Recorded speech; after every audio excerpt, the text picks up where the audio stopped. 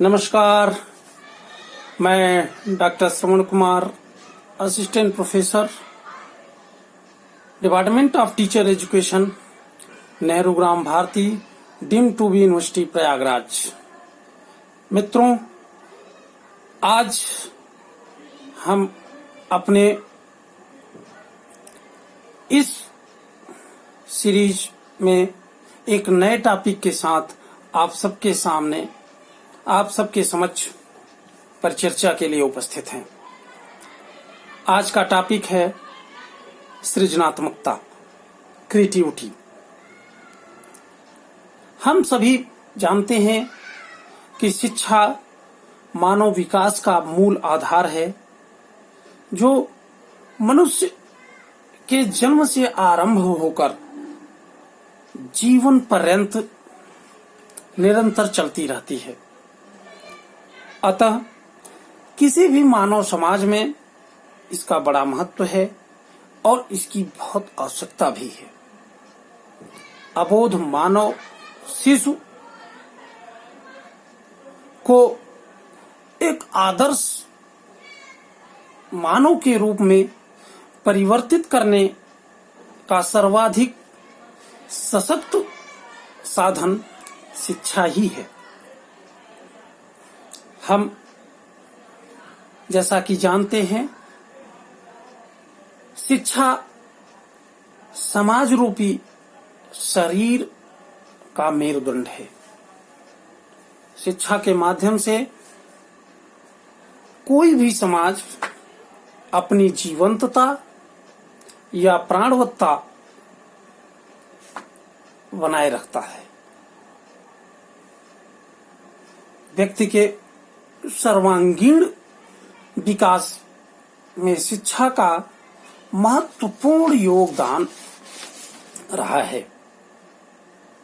शिक्षा ही वह माध्यम है जो न केवल राष्ट्र की संस्कृति एवं जीवन मूल्यों को संरक्षित करती है, अपितु उसे एक पीढ़ी से दूसरी पीढ़ी में हस्तांतरित भी करती है।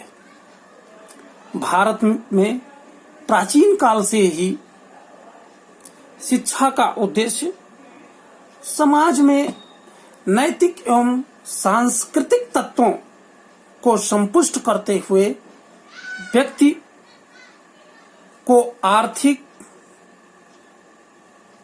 राजनैतिक, आध्यात्मिक स्तर पर सशक्त बनाना रहा है, जिससे आध्यात्मिकता एवं भौतिकता में सामंजस्य स्थापित हो सके। शिक्षा किसी भी आधुनिक सभ्य समाज या उन्नत कहे जाने वाले या विकसित समाज का एक अनिवार्य लक्षण है। इसके अभाव में किसी भी राष्ट्र की प्रगति कभी भी पूर्ण और बहुआयामी नहीं हो सकती। जैसा कि राष्ट्रपिता महात्मा गांधी ने कहा था कि शिक्षा किसी भी राष्ट्र की प्राणवायु है। इसके अभाव में वह स्वतंत्र होकर भी परतंत्र है, अर्थात बिना आत्मा के शरीर।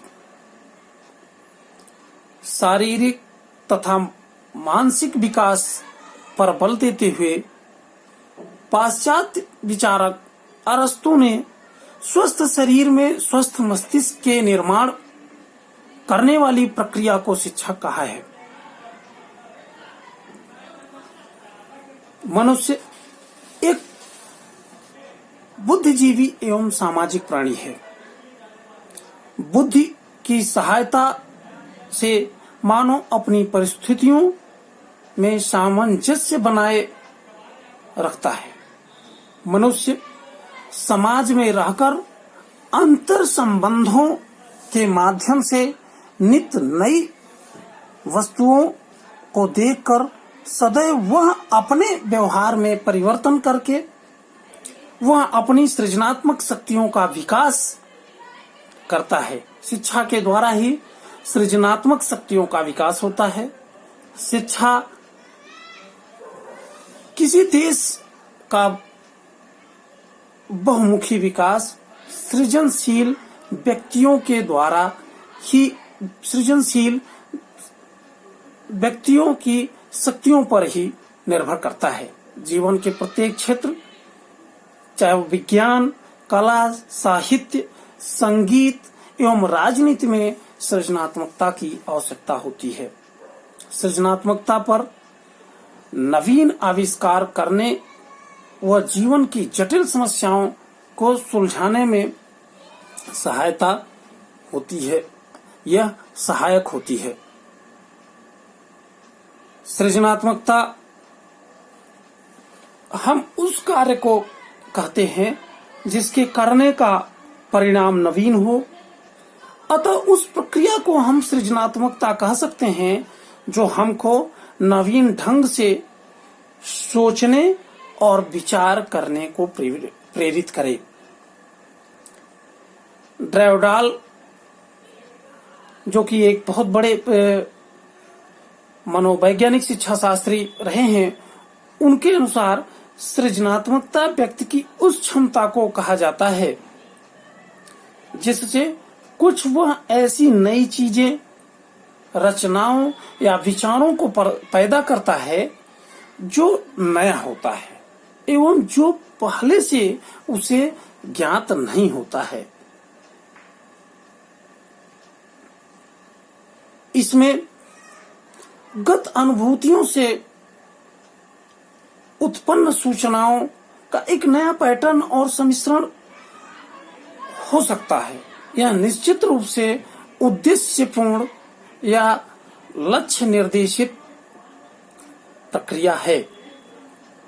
सृजनात्मकता को परिभाषित करते हुए क्रो एंड क्रो शिक्षा शास्त्री ने कहा, सृजनात्मकता मौलिक परिणामों को अभिव्यक्त करने की मानसिक प्रक्रिया है।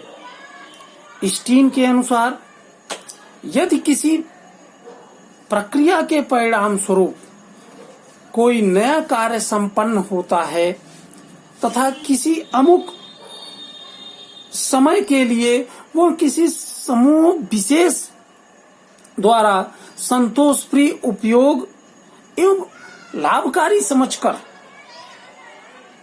स्वीकार कर लिया जाता है, तो वह प्रक्रिया अवश्य ही सृजनात्मक होगी।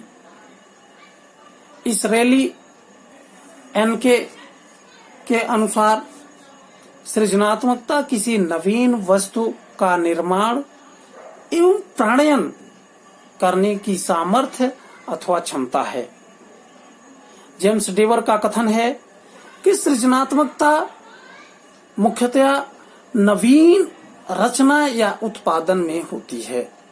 गिलफोर्ड के अनुसार सृजनात्मकता के अंतर्गत 5 मानसिक व्यापार पाए जाते हैं।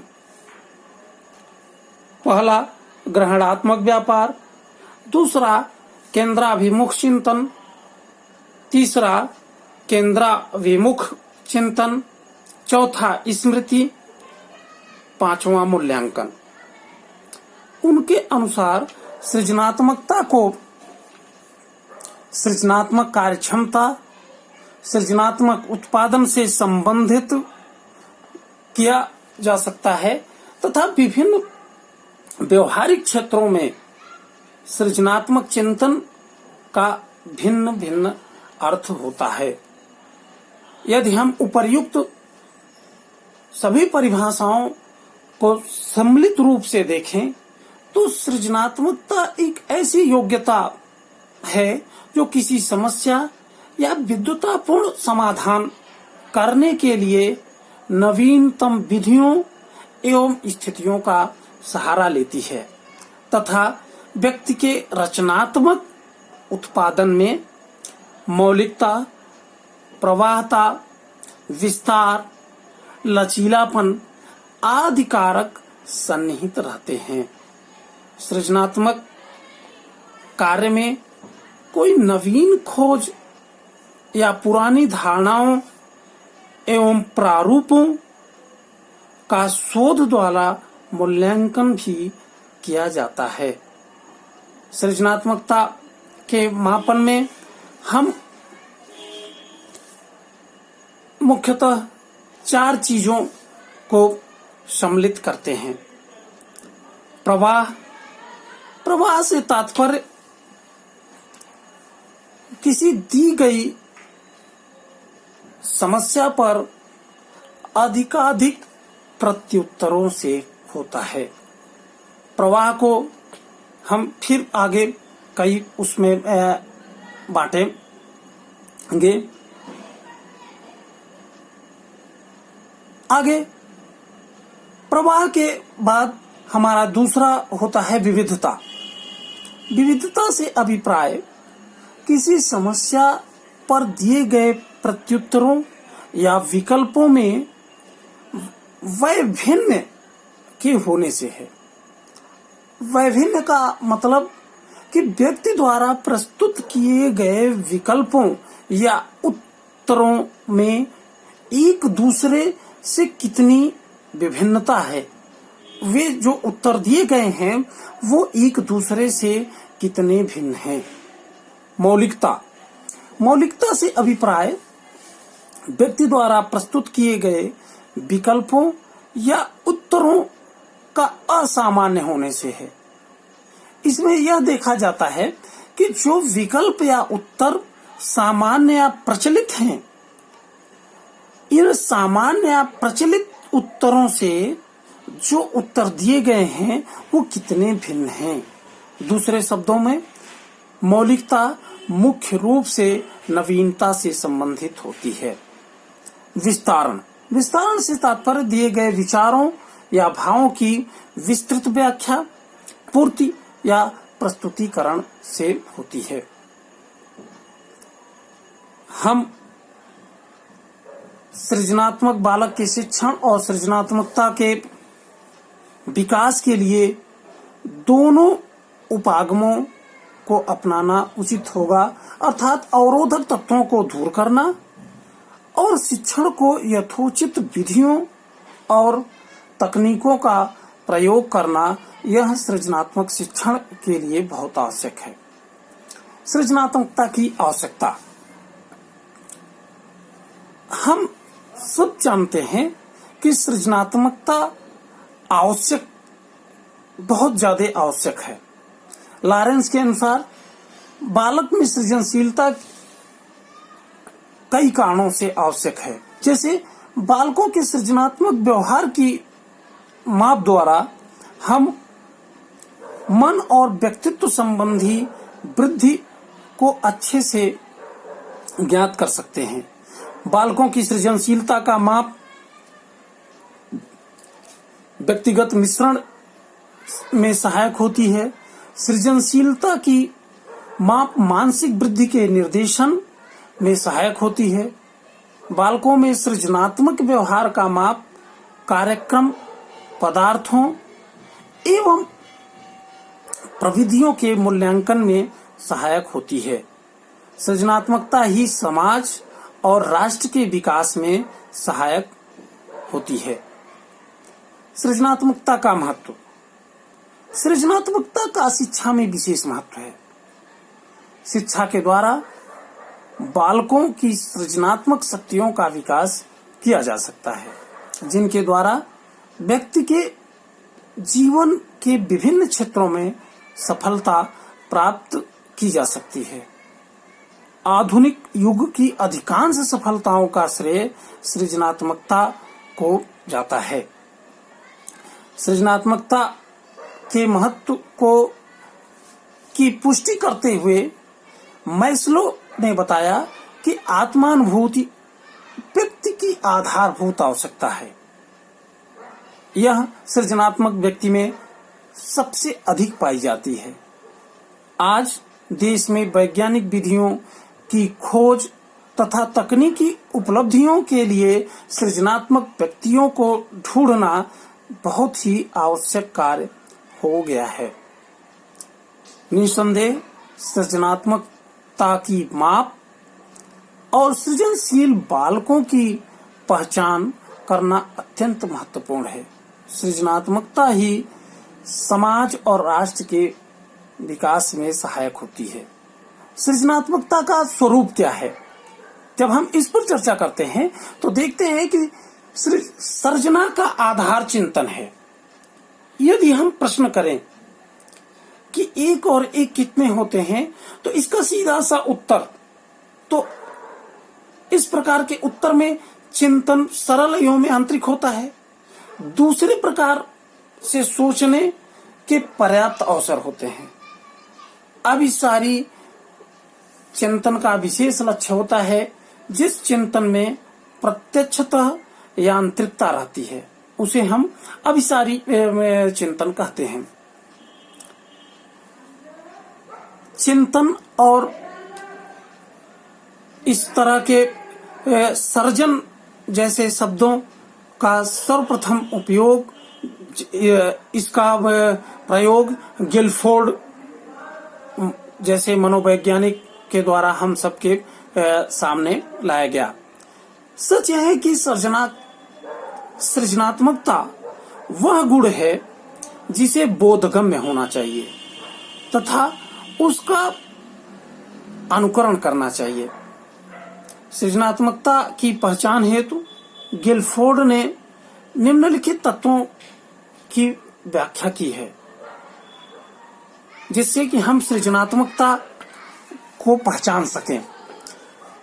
उसमें तात्कालिक स्थिति से परे जाने की योग्यता, जो बालक तात्कालिक संदर्भ में परिस्थितियों के आधार पर उससे भी आगे जाकर चिंतन, मनन तथा अभिव्यक्त करते हैं, उनमें सृजनात्मकता के लक्षण सर्वाधिक पाए जाते हैं। समस्या या उसके अंश की पुनर्व्याख्या। जिन बालकों में किसी तथ्य समस्या की संपूर्ण या आंशिक रूप में पुनर्व्याख्या करने की क्षमता होती है वो सृजनात्मक अधिक होते हैं। असामान्य तथा प्रासंगिक विचारों का सामंजस्य। वे बालक जो चिंतन व तर्क कल्पना द्वारा प्रासंगिक किंतु असामान्य विचारों के साथ सामंजस्य स्थापित करते हैं वे ज्यादा सृजनशील होते हैं।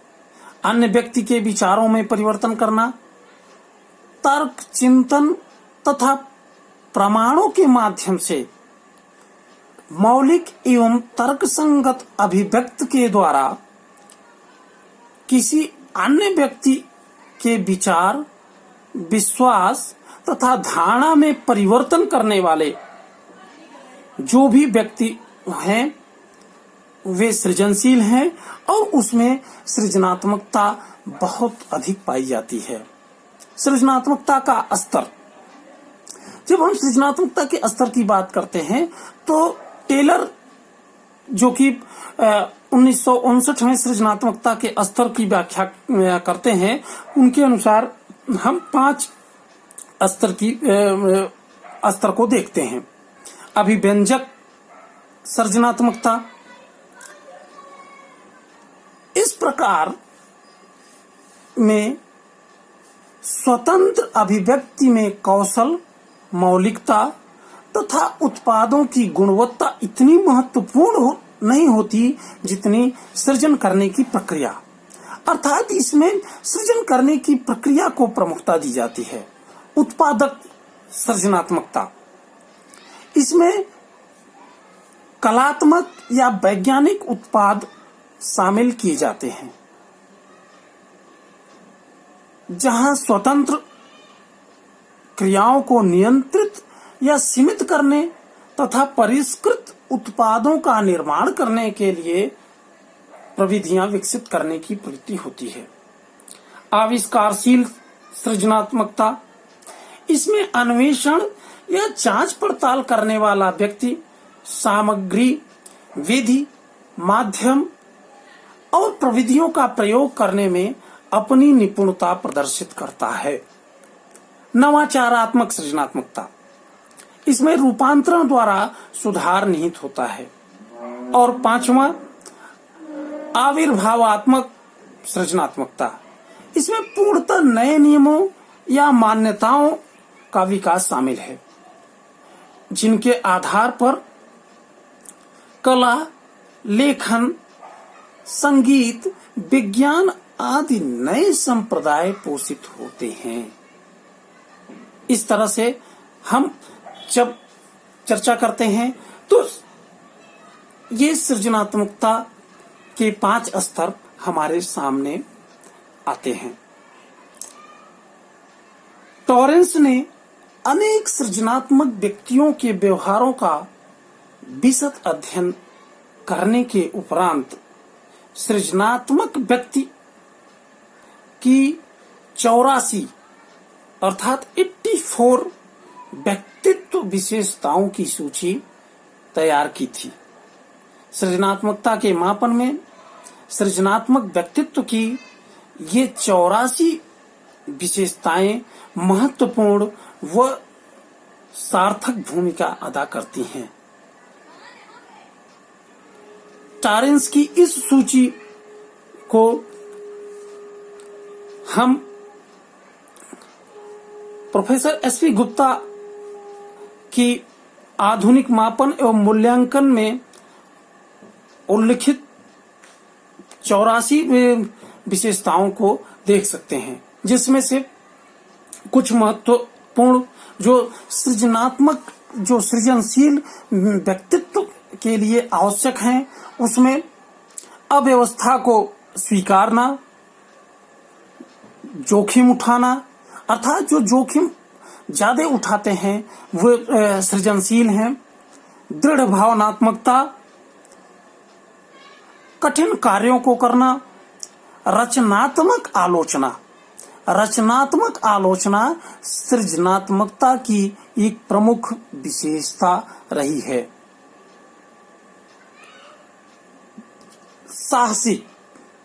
साहसिक हैं वो ज्यादा सृजनशील हैं। सृजनात्मकता का साहसी में होना एक महत्वपूर्ण गुण है, एक महत्वपूर्ण विशेषता है। नम्रता की परंपराओं को स्पष्ट करना, श्रेष्ठ बनने की इच्छा, दृढ़ निश्चय सृजनात्मकता की एक महत्वपूर्ण विशेषता रही है। असंतुष्ट होना, सृजनशील व्यक्ति में असंतुष्टता का भी होना बहुत आवश्यक है। उत्साही होना, संवेगात्मक होना, दोष निकालने वाला होना, जिज्ञासा से परिपूर्ण, वह व्यक्ति उतना ही अधिक सृजनात्मक होगा, उसके अंदर सृजनात्मकता उतनी ही अधिक होगी जो जिज्ञासा जिसके अंदर ज्यादा होगी। एकांत प्रिय, निर्णय में स्वतंत्रता, चिंतन में स्वतंत्रता, परिश्रमी, अंतर्मुखी, कभी न उबना, अपने विचारों में लीन, प्रश्न करने की योग्यता, जिसमें प्रश्न करने की योग्यता अधिक होगी वह व्यक्ति अधिक सृजनशील होगा, अर्थात ऐसे व्यक्तित्व में सृजनात्मकता अधिक होगी। कभी कभी पलायनवादी, विचारों के दमन का विरोधी, दमन को नकारना, आत्मसात करना, आत्मसचेत होना, आत्मविश्वासी, आत्मनिर्भर, सेल्फ डिपेंडेंसी सृजनात्मकता का एक महत्वपूर्ण विशेषता है।